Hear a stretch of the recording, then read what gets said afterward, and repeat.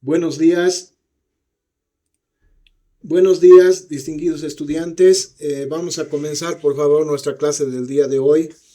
Tenemos dos actividades previstas. La primera actividad voy a hacer una explicación con relación al tema de avance.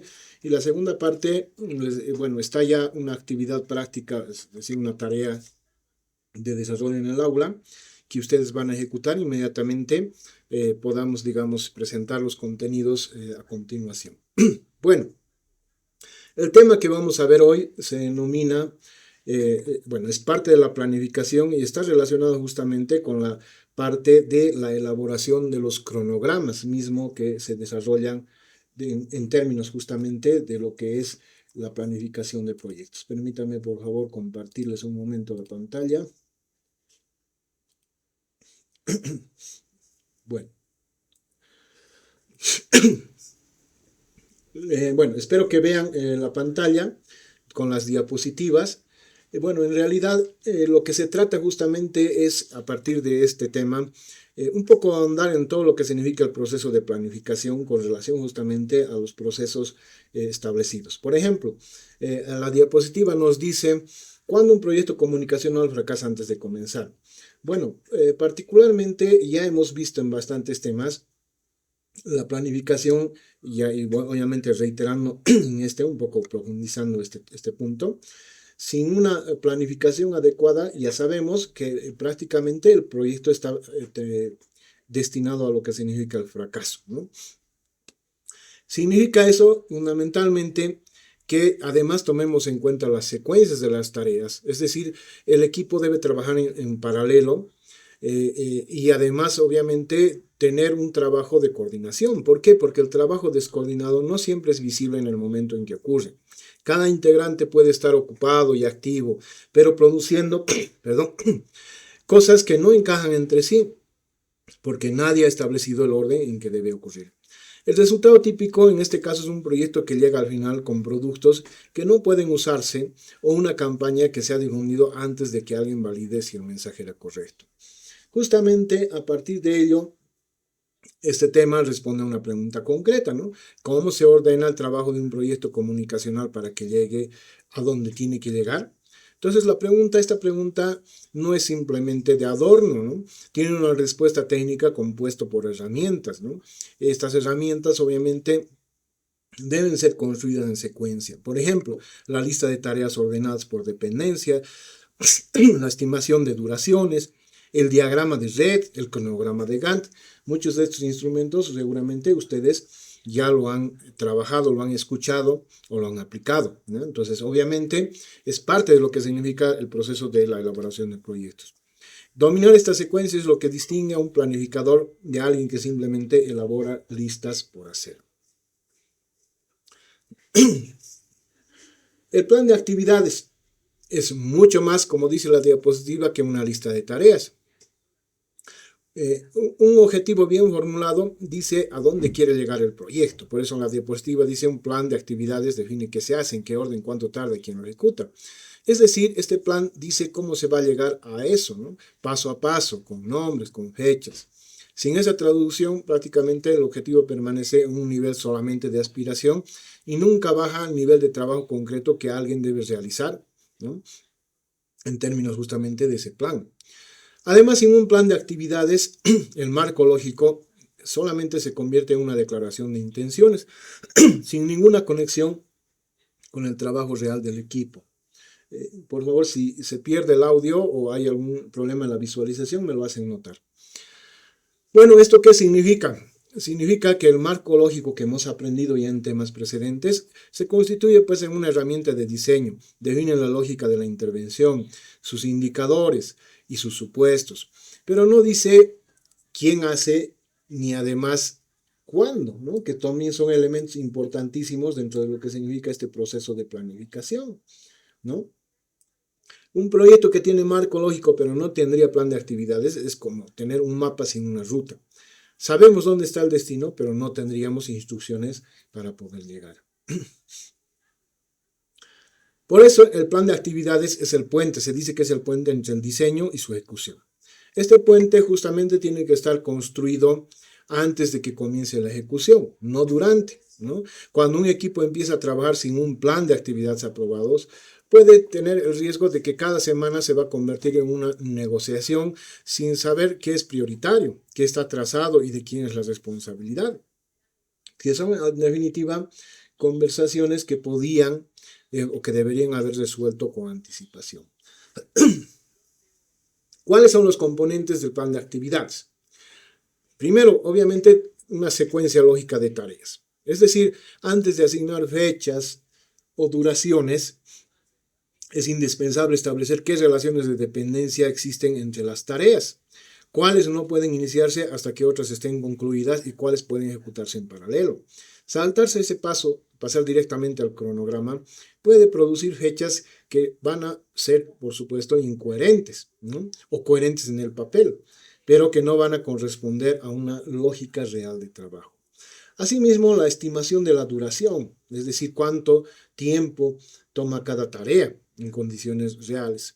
¿Esto por qué? Porque estimar en condiciones ideales produce pues cronogramas que son incompatibles desde el primer día, ¿no? La estimación realista debe incorporar tiempos de revisión, aprobación y obviamente esperar que esta tarea sea comprendida dentro del entorno institucional con el tiempo real que se necesita.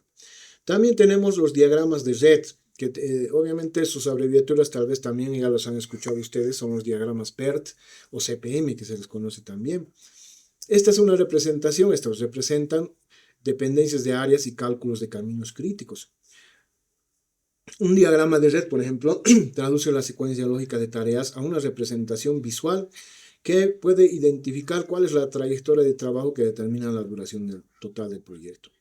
Esta trayectoria justamente señala un camino crítico donde podemos identificar los márgenes de errores, ¿no es verdad? Es decir, herramientas que nos van a ayudar justamente a determinar estas rutas críticas. También tenemos el diagrama de Gantt, que seguramente ya lo han escuchado ustedes, ¿no? Este se convierte justamente, o convierte más bien el análisis del diagrama de red, por ejemplo, anterior, en una imagen temporal que cualquier miembro del equipo puede leer solamente dando un vistazo, ¿no? Y su valor no es solo de la planificación, como uno esperaría, sino durante la ejecución funciona más o menos como un tablero de control que muestra semana a semana si el proyecto avanza según lo previsto. Tres tipos de dependencias, ¿no?, que debemos tomar en cuenta como planificadores. En este momento estamos asumiendo justamente el rol de planificadores, ¿no es verdad? Estamos estableciendo justamente todos los elementos fundamentales para que el proyecto funcione. Bueno, ¿cuáles son esas dependencias obligatorias? Por ejemplo, valga la redundancia, uno es la determinación justamente de esa obligatoriedad de la dependencia, es decir, determinando justamente que la dependencia no es una decisión del equipo, sino una restricción que va obviamente a imponer la lógica del trabajo, ¿no? Es materialmente imposible producir, por ejemplo, un afiche si no existe todavía un mensaje central definido y aprobado, como el ejemplo que ustedes leen. No se diseña el afiche antes de definir el mensaje central, por ejemplo, ¿no? ¿Esto por qué? Porque el afiche es la forma visual de ese mensaje. Entonces, ignorar estas dependencias obligatorias simplemente va a hacer que el trabajo quede mal hecho y en definitiva tenga que rehacerse. La dependencia discrecional. El equipo justamente la establece por buenas prácticas, aunque no sea técnicamente obligatoria. ¿Qué significa esto? Que un equipo podría en teoría pasar del diagnóstico al diseño sin validar nada con la audiencia. La experiencia muestra que hacerlo va a producir materiales que no funcionan. Hemos hablado en varias clases de ello, ¿no? Entonces, la dependencia discrecional se constituye en la formalización de ese aprendizaje y se va a convertir en una regla del proyecto para evitar repetir errores que podrían haberse evitado. La dependencia externa. Esto depende de un factor fuera de control del proyecto. ¿Qué significa esto? Por ejemplo, la autorización institucional para usar canales oficiales de la UATF, ¿no? En este caso, al estar fuera de nuestro control, las dependencias externas son las más peligrosas para el cronograma, porque el equipo no puede controlarlas y mucho menos acelerarlas, ¿no? En el ejemplo que acabo de leer, la autorización, por ejemplo, de las autoridades, llegará cuando llegue, ¿no?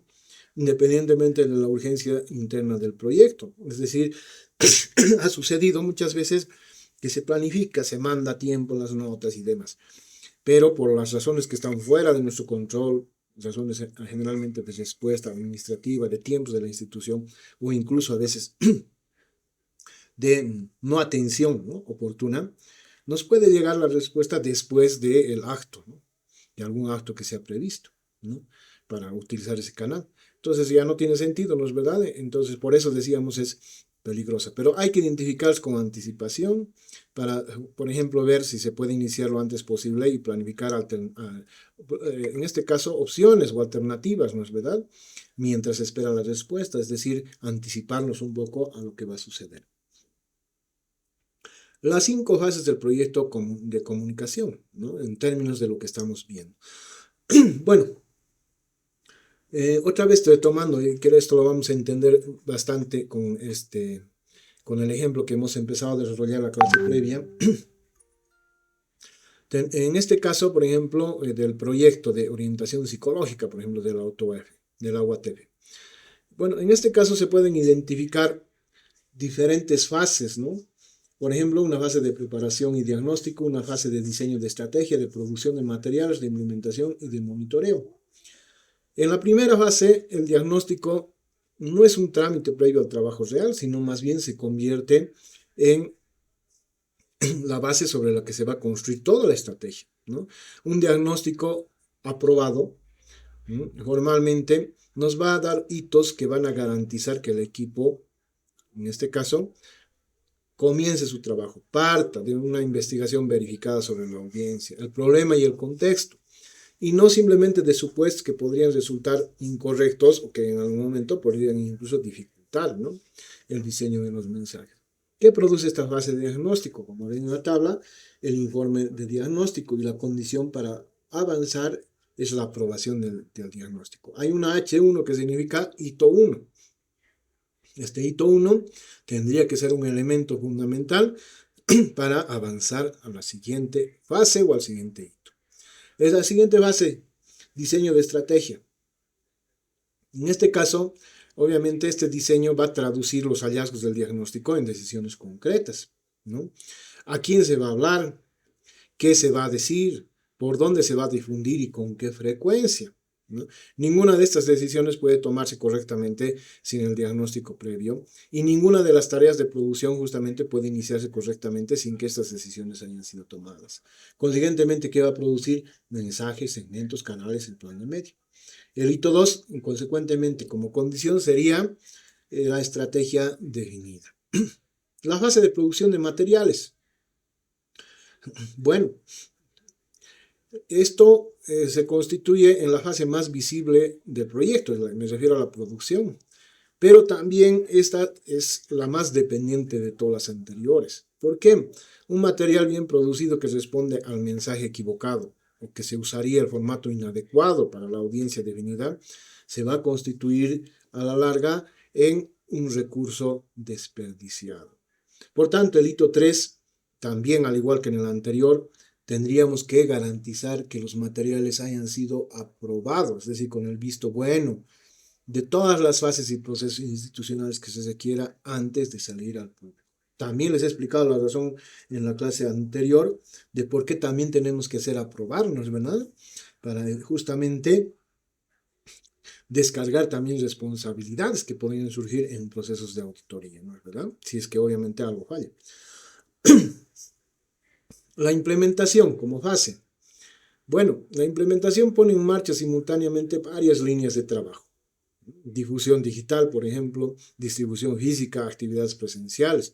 Y la coordinación entre estas líneas va a requerir que la estrategia y los materiales estén completamente y adecuadamente construidos y cerrados, como se dice en términos de conclusión. Y cualquier indefinición en ese momento va a generar pues inconsistencias visibles en la campaña.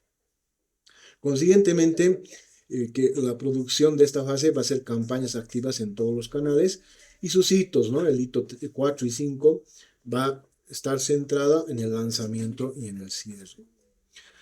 Finalmente, la fase de monitoreo y evaluación. Bueno, el monitoreo, ya hemos hablado también de esto, pero ahora relacionado con la planificación. ¿Ya? Anteriormente hemos hablado del monitoreo como mm, elemento constitutivo del proceso del ciclo del proyecto. Ahora estamos hablando como también elemento transversal del proceso de planificación. El monitoreo, al igual que en el caso anterior, no comienza al final, se activa desde el lanzamiento y se recopila datos pues durante todo el proceso de implementación. La evaluación final sintetizará estos datos en un informe y obviamente va a determinar si el proyecto logró lo que se propuso y también qué debería mejorarse, ¿no es verdad? Pero esto siempre se va a producir a partir justamente de ese proceso que se ha venido desarrollando de un seguimiento continuo.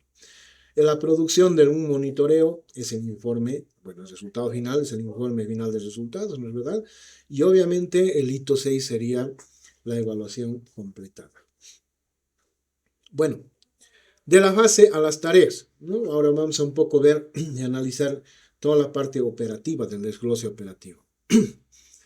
Bueno, cada fase nos dice la diapositiva, se descompone en tareas concretas, ¿no? Con un responsable, insumos que se quieren y productos. Es decir, una fase no se constituye, bueno, en solamente una determinación formal, ¿no? O una definición conceptual, sino más bien se constituye en un elemento, un instrumento útil para comunicar toda la estructura del proyecto. Pero no es operable por sí sola. Nadie puede ejecutar, por ejemplo, cuando decimos hacer el diagnóstico, porque esta instrucción no dice qué hacer mañana, no dice qué hacer en una semana siguiente, ¿ya? No nos dice los horarios en términos de lo que significan los hitos o las fechas en términos de los hitos. Solo cuando la fase se descompone en tareas concretas con un responsable identificado y un producto específico, se va a convertir en un trabajo ejecutable. La fase de preparación no simplemente es hacer el diagnóstico, ¿no? Sino más bien una secuencia de revisión de antecedentes, por ejemplo, el diseño de instrumentos, aplicación, sistematización hasta llegar a un informe. Cada una de estas tareas tiene su propia duración, su propio responsable, su propia dependencia con respecto a lo anterior. Si el instrumento no está diseñado, no se puede aplicar. Si los datos no están sistematizados, por ejemplo, no se va a poder escribir un informe. Entonces hay una cadena interna de dependencias que va a determinar cuánto tarda realmente la fase del diagnóstico. Entonces ese nivel de desagregación va a permitir justamente estimar duraciones reales, asignar responsables, detectar cuellos de botella. Bueno, ¿qué es un cuello de botella? Es una tarea que bloquea el avance de todo lo que viene después, ¿no? Solo si es posible identificarlo anticipadamente cuando el proyecto está desagregado a nivel de tareas individuales y con sus dependencias explícitas, entonces vamos a poder tomar medidas preventivas o correctivas. Lastimosamente, lo digo así porque no es tan sencillo, el cuello de botella a veces es invisible y solamente se lo detecta cuando ya se constituye un problema, ¿no? O sea, ¿qué les quiero decir? Que ni los mejores planificadores a veces ven venir dónde está un cuello de botella, porque es invisible, ¿no? Es una acumulación pequeña al inicio, pero como obviamente se va acumulando a lo largo de las fases, se puede identificar cuando es un problema. Y obviamente eso no es culpa, no les comento esencialmente del proyecto, del equipo del proyecto, ¿no? Obviamente hablo de aquel equipo que trabaja a conciencia, ¿no? Porque obviamente también se puede producir e intensificar con una negligencia o un no cumplimiento, ¿no? De las tareas o una mala gerencia, un director que no de proyecto o un gerente de proyecto que no está adecuadamente preparado para el cargo, entonces obviamente todo va a ser un desastre, ¿verdad? No solo va a tener un cuello de botella, sino va a tener muchos que los ha generado incluso él mismo o alguna parte del equipo.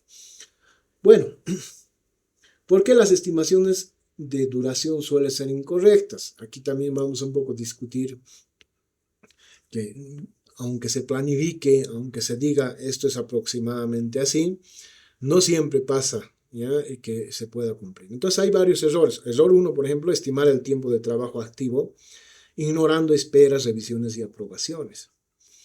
Es decir, el trabajo activo, cuando se concentra solamente en el trabajo activo, es solo una fracción de la duración real de una tarea. Por ejemplo, en el caso del ejemplo que estamos viendo en el entorno institucional como la UATF, cualquier producto que requiera aprobación de una autoridad necesariamente va a agregar días de espera, que no va a depender del equipo, sino de la disponibilidad y los tiempos de respuesta de quién va a aprobar eso. Ignorar esos tiempos va a producir estimaciones que son correctas para un trabajo activo, pero incorrectas para el cronograma. Ya hemos hablado también en la clase anterior, ¿no? Si no hacemos una estimación realista de un cronograma, de un plan de actividades, corremos el riesgo de entrar en un retraso que a veces, si nosotros hemos construido el cronograma sin tomar en cuenta esto, puede ser que nosotros mismos nos hayamos puesto la soga al cuello. ¿Por qué? Por no estimar adecuadamente el tiempo de trabajo, en este caso pasivo, ¿verdad? No solo el activo. El error 2, estimar en condiciones ideales sin contar interrupciones ni otras cargas del trabajo. Bueno, aquí, por ejemplo, salta el hecho de que los miembros de un equipo, en el ámbito comunicacional, por ejemplo, raramente van a trabajar exclusivamente en un único proyecto, ¿no? Como son parte del equipo, van a tener reuniones, otras responsabilidades, eventualidades, ¿no? Que van a consumir parte de su tiempo disponible. Entonces, una estimación realista de la parte de la capacidad efectiva del trabajo, no de la jornada completa teórica, ¿no? Va a posibilitarnos un poco tomar en cuenta o aproximarnos a las condiciones reales, ¿no? Descontando, por supuesto, y aquí hay que tomar en cuenta todos estos aspectos, ¿no es verdad? Que son interrupciones, que en muchos casos podrían ser previsibles, ¿no? Entonces, aquí va a jugar bastante la parte del equipo de planificación, o en este caso del gerenciamiento, de poder determinar con realismo cuánto, por ejemplo, puede disponer ese personal a una actividad concreta, sabiendo que tiene otras, ¿no? El error 3, confundir la duración de una tarea individual con la de un paquete de trabajo con dependencias internas.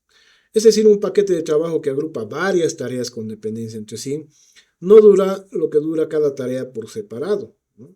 Dura lo que dura la cadena más larga, valga la redundancia. Si dentro de la producción, por ejemplo, audiovisual, hay 3 subtareas en secuencia, la duración total no va a ser el promedio, ni la suma de las 3, va a ser la duración acumulada de toda la cadena completa, ¿no? Entonces, aquí es importante también poder estimar con precisión, ¿ya? Justamente cómo se va a poder establecer un adecuado cálculo de la duración, en función justamente de estos elementos, ¿no? Por supuesto, esto también a veces suele ser uno de los errores de planificación, a veces por la inexperiencia, ¿no? Bueno, nadie ha nacido, por ejemplo, sabiendo gerenciar, sabiendo dirigir un proyecto, una institución. A veces se asigna teóricamente en función, digamos, a ciertas capacidades, pero ¿dónde se aprende es en el camino? Bueno, me van a decir, sí, hay gente que nunca aprende. Sí, también hay gente que nunca aprende, ¿no? Pueden estar 50 años en una posición y lamentablemente nunca han aprendido, o la institución tampoco tiene medidas de regulación para poder determinar la eficiencia y lo han mantenido por conveniencia, por política, qué sé yo. No estamos hablando de esos casos. Estamos hablando de los casos en los cuales, si bien hay un tiempo para que una persona aprenda, luego obviamente aprenderá, y en el aprendizaje ya se da cuenta de esto, que no es lo mismo una tarea individual que un paquete de trabajo. Métodos para estimar duraciones, ¿no? Como hacemos ahora justamente la planificación para hacer estas estimaciones. Un método es la estimación análoga, ¿no? Este método es rápido, práctico cuando el equipo tiene experiencia acumulada en problemas del mismo tipo, en proyectos, ¿no? Aquí noten, estamos hablando experiencia, estamos reiterando experiencia. Su limitación es que asume que el proyecto actual es suficientemente parecido al anterior como para que la referencia sea válida. Cuando hay diferencias relevantes, por ejemplo, en escala, complejidad o contexto, esta analogía puede ser engañosa y producir estimaciones desviadas o erróneas, ¿ya? Bueno, desde la palabra análogo, ¿no? Nos dice ya comparación. Entonces, obviamente puede funcionar cuando existen ciertos elementos que pueden darnos, digamos, elementos parecidos. Pero no se olvide que cada proyecto es un mundo. Aún un mismo proyecto, aplicado en contextos distintos, no es lo mismo, ¿no? El contexto va a determinar su propia realidad y no podríamos decir, ha funcionado en el anterior y va a funcionar en este, ¿no? Porque son contextos distintos, incluso tiempos, en momentos históricos. Ha funcionado hace 5 años o hace 10 años cuando yo era gerente de ese proyecto, ¿no? O director. Bueno, ha pasado 5 años. Han cambiado las cosas, han cambiado las personas, ha cambiado la realidad. Entonces, probablemente no sirva, ¿no? Hacer eso en ese tipo de circunstancias. Bueno, habría que tener mucha experiencia, ¿no? Mucha expertise al final. La estimación paramétrica. Bueno, se multiplica una unidad de trabajo por su duración unitaria. ¿Qué significa esto? Si producir una publicación de redes sociales, por ejemplo, toma como un promedio 2 días persona y el plan contempla 12 publicaciones, la estimación paramétrica dará 24 días persona trabajo, ¿no? Se utiliza a veces en muchos proyectos, especialmente bueno, en el área de comunicación, pero más, obviamente, que circunscrita, por ejemplo, a proyectos eh, de ingeniería, ¿no? No piensen que porque son comunicadores no van a estar trabajando a veces en proyectos de esa naturaleza, o lo van a hacer, ¿no? Y van a ver que sí, justamente en ese tipo de proyectos les encanta este tipo de estimación, la paramétrica, ¿no? Y van a hablar siempre, ¿no? Días persona, ¿no? Esta actividad requiere 2 días persona de trabajo, 4 días persona. Y en función de eso van calculando los costos, ¿verdad? Obviamente este método va a funcionar cuando las tareas sean repetibles y homogéneas, pero va a perder precisión cuando las unidades de trabajo tengan características propias, ¿no? Es decir, no todo es, por ejemplo, uno puede, como en el caso, por ejemplo, de una actividad vamos a hacer de cuenta, en, bueno, es buena la analogía, ¿no? Como por ejemplo la transcripción de un texto. Es bastante predecible, repetible y mensurable, ¿no? Se puede calcular horas de trabajo, es decir, a ver a qué tiempo typea, en qué tiempo introduce un texto, lo digitaliza. Pero no es lo mismo cuando surgen problemas en los cuales uno debe darle una atención profesional o tomar decisiones. ¿Por qué? Pues no puedo decir, bueno, vas a requerir para la solución de este problema 4 días trabajo por persona. No, porque puede requerir más o menos, dependiendo de la información que dispone en ese momento la persona a la cual está asignada y también, obviamente, de las cosas que a veces cambian, o sea, un trabajo con características, ¿no? Entonces, no es posible en ese caso aplicarlo, ¿ya? Y en el área de comunicación sucede muchas veces, ¿no? Se ha diseñado de una manera, pero el contexto ha cambiado. Ha habido cambios de gobierno. Cuando hemos iniciado, teníamos un gobierno, teníamos líneas, teníamos todo, pero luego ha habido una transición, un cambio de gobierno, y han cambiado las líneas o no estaban definidas todavía. Pero ya teníamos un convenio, ¿no? Hay que esperar nomás, se está rearticulando el proyecto, o el gobierno nos van a decir, ¿no? Entonces, la estimación PERT. Bueno, hay una fórmula, ¿no? Que ustedes ahí pueden apreciarla en términos de la variable O, que es el escenario optimista, M, el más probable, y P, que es el escenario pesimista, ¿no? La fórmula sería O más 4 por M más P dividido entre 6.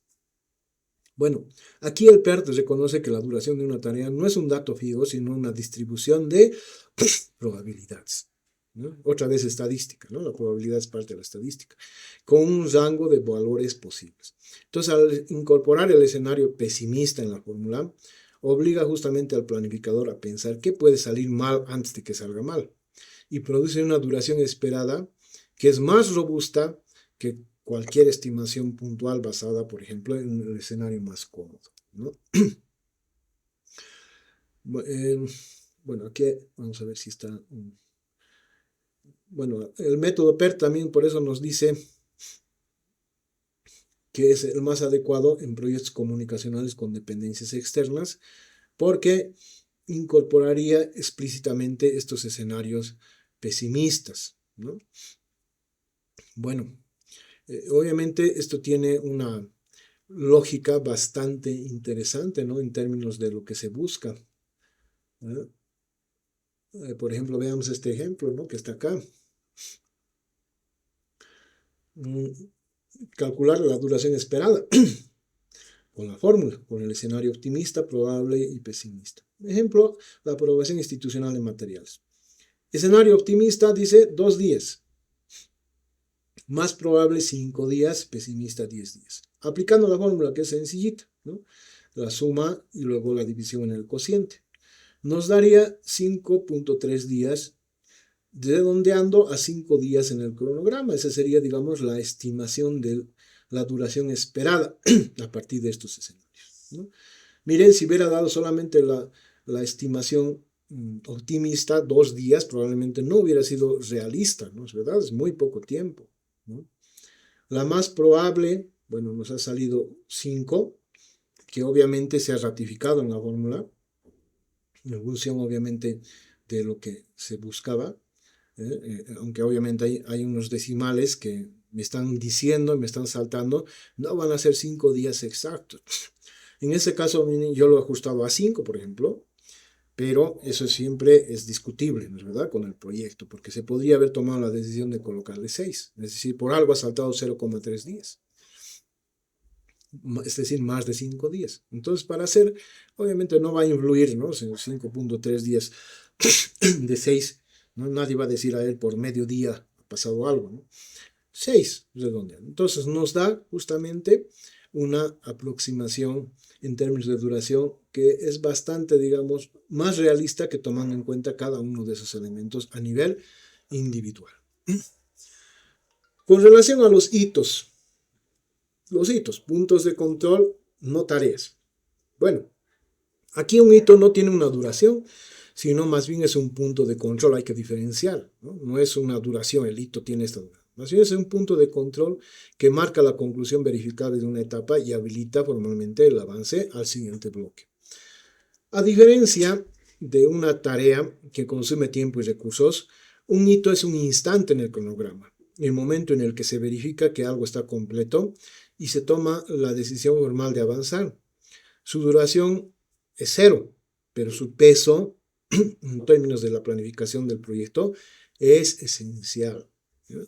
Porque nos da justamente, como dice la diapositiva, un control absolutamente indispensable que se necesita o se requiere para pasar a los siguientes hitos, ¿ya? La función técnica registra en el cronograma que una condición fue satisfecha. En el diagrama de Gantt, el hito aparece como un marcador, ¿no? Generalmente se le pone como un romo, que señala que todas las tareas predecesoras han concluido y que el proyecto puede avanzar al siguiente bloque. Esta visibilidad permite, por ejemplo, al director, al gerente del proyecto, comunicar el estado de trabajo a los responsables institucionales de manera clara y sin ambigüedades, ¿no? Sin ambigüedades. Esa es la función técnica del hito. La función de gobernanza. Esta obliga al equipo y a la institución a decidir explícitamente si el trabajo es suficiente para continuar. Sin esa función, el avance entre fases ocurre por defecto, porque el tiempo pasó y no por decisión consciente. La gobernanza del hito exige que alguien con autoridad de decisión, me refiero, revise lo producido, lo evalúe y autorice el avance, ¿no? Ese acto de validación es lo que convierte justamente al hito en un mecanismo de control real. Sin hitos, también decimos, el proyecto avanza por inercia. Nadie decide pasar al diseño, simplemente se pasó porque el calendario lo marcaba, ¿no? Suele suceder. Tenemos un cronograma, no hay hitos, y finalmente todos atenidos al cronograma, no nos importa si lo anterior se ha ejecutado, pasamos a la siguiente directamente. Por eso, cuando no hay hitos, los problemas de una fase se arrastran hacia la siguiente, en ese caso, sin que nadie los haya detectado formalmente. El diseño se inicia sobre un diagnóstico que nadie validó, la producción arranca sobre una estrategia que nadie aprobó y el resultado al final es un proyecto que llega a la implementación cargando los errores acumulados de todas las fases anteriores, que sería obviamente un error contundente, ¿no? Definitivo. Bueno, finalmente, antes de pasar a la siguiente actividad, los 6 hitos del proyecto comunicacional tradicionales, ¿no? Allí pueden ver ustedes en la tabla 6 hitos. Un primer hito, por ejemplo, podría ser un diagnóstico aprobado. Tareas que va a incluir, puede ser la A, B, C, D, E, ¿no? Es decir, tareas desarrolladas, desagregadas. Un hito 2, la estrategia de comunicacional definida. Un hito 3, materiales con visto bueno institucional. El hito 4, primer día de difusión activa. Hito 5, último día de difusión o cierre de actividades. Hito 6, informe entregado y presentado, me refiero al informe final. Y cada una con sus tareas. Cada una que obviamente tendría que ser un requisito para que el hito haya sido efectivamente cumplido, ¿no? Entonces, este es un ejemplo de cómo se puede diseñar este proceso. Bueno, a efectos justamente de pasar a la siguiente actividad,